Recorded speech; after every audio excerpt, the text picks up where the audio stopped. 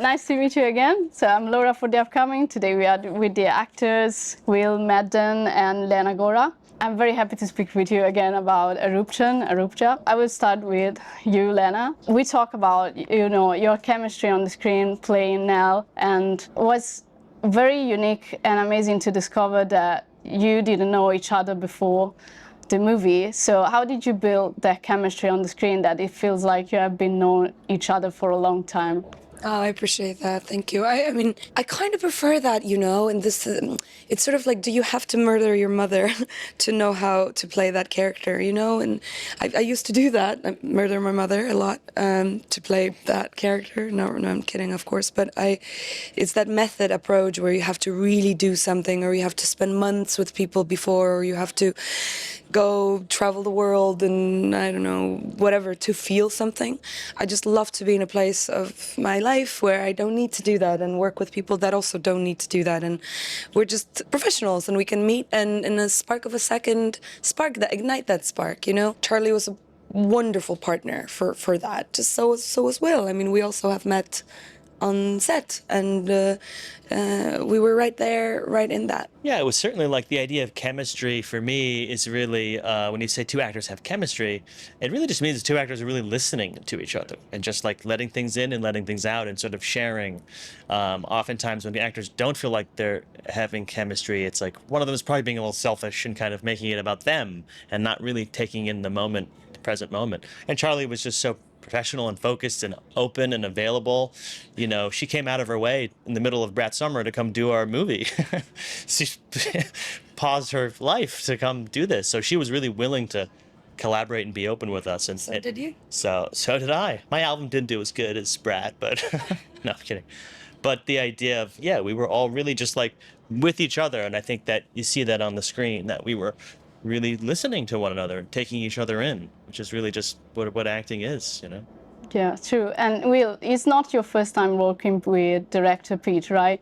So I would like to ask you, so what is in the way of this approach, filmmaking approach that you like of Pete? And if you, I don't know, like if you have any points in common on the personal side, like in the view of how a film should be shaped, how a character should be shaped? That's a great question. I think working with Pete is really a dream.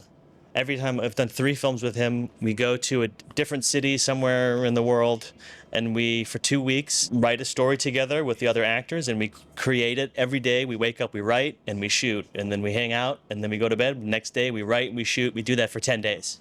That's how this movie was made. That's how the last 2 movies that we collaborated on were made.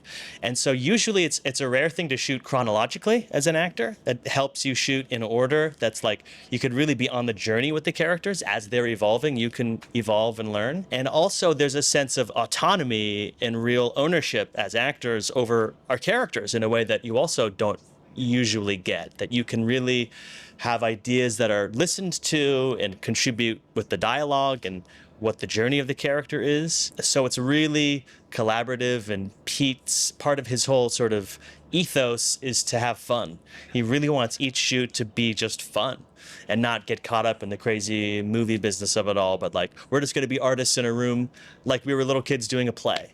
And that's really the idea of it. That what was exciting to Jeremy O'Harris and Charlie XCX to join in and be like, let's get back to that pure way of storytelling and having fun.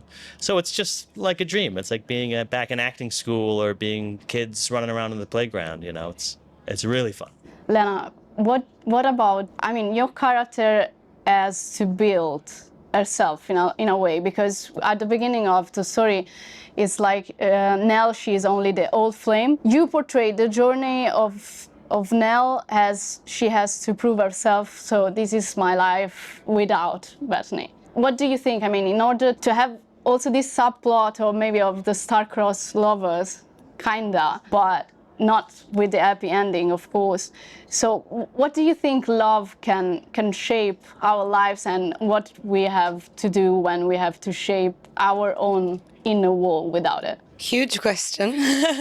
But I think, you know, I just really love to play characters that are in touch with their emotions, that are flawed, that are not perfect, that are searching, that are open.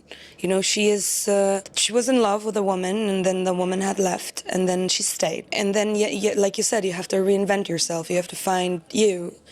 And I actually learned a lot from Nell myself. You know, love is a complicated thing, but you really can't even expect anyone to give that to you, or yourself to be ready and able to give it to anyone until you find it with you, you know, within you. And, you know, Nell found her flowers, Nell found her Warsaw, Nell found her techno music, you know. She and I love that so much. I love all those three things. I love Warsaw, flowers, and techno. So I think it's spot on finds for Nell that really can open your love.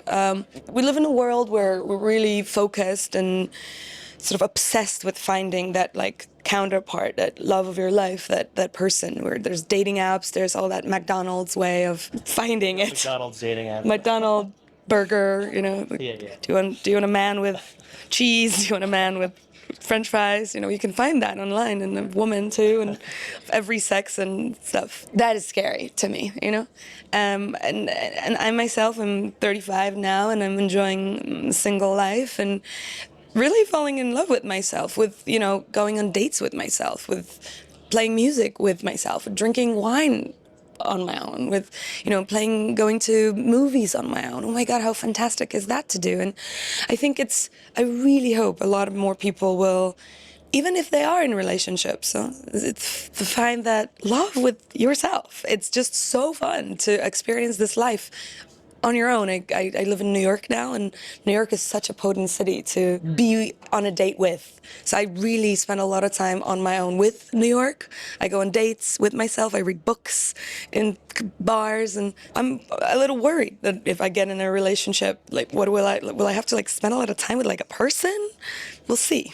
We'll see. And if you can think about, like, let's say one teaching that Eruption can give to maybe, you know, younger audiences as well, and especially in this context of the Red Sea, what do you think it would be? Like, what the spark that can in its energy from Eruption? We try to steer away from preaching, and this film speaks volumes of that. Pete is I love working with Pete for that reason. He really doesn't want to preach in his films. We don't want to tell you what to think. We're not trying to leave any specific impression or push any agenda at all. Even in the context of the kismet and the magic and the mysticism of it, we play with that all the time, whether coincidences are real or not. We don't give you one way or the other. But what I love so much is label-free world, and it's so easy to call people white, black, gay, straight, foreign, local. It makes us feel safe and better when we can name something and name the danger. This is why all wars are happening, right? I believe, because we label people. And I love it so much that we didn't create a, you know, classic gay romance between two women, even though maybe at an early stages we were planning to do that. But naturally we steered away from that, and now we're picturing something so much bigger and so much greater, like you said before, which is just love between people, and not just between the two women, between all four of our characters, right? I think every film and story is basically about relationships, you know, whatever the genre, whatever the story, it's like about how we interact with each other, and not to necessarily have a preachy statement by the end of don't do this or do this, but rather to reflect on your own relationships with people in your life who are good for you and people in your life who are unhealthy for you to be around, and to really like take a little stock of like, is that person someone I really should be giving my time to? Or should I be giving maybe more time to someone? And that's kind of what I was thinking about and exploring with the film. And I think it's just a question for the audience to leave with. That's what I take away from the film. Thank you so much. It's been amazing talking again about Eruption with you, and it was really, really, really nice to see the movie. So thank you. Thank you, Laura.